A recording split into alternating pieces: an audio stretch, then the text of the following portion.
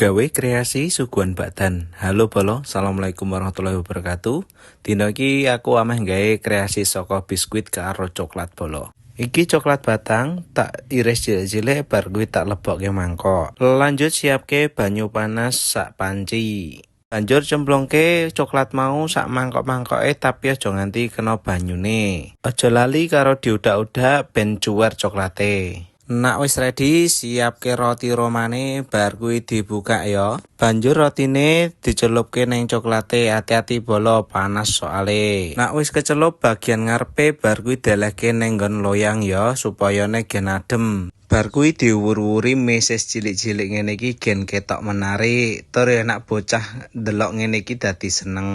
Ndeleki mesese langsung ya, aja nganti nunggu garing sik soale gen kelet karo roti coklate.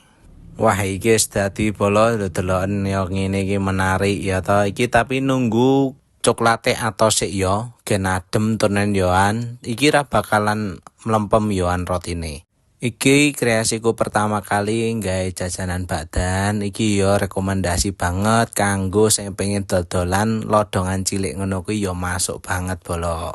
Cek rasa sik bolo. Wah, rasane maknyus legi mantep tenan. Jis iki pokoke. Nah wis coklate atos iki tak lebokke lodong ya iki disusun ning lodonge gen ketok menarik tur yo apik yoan.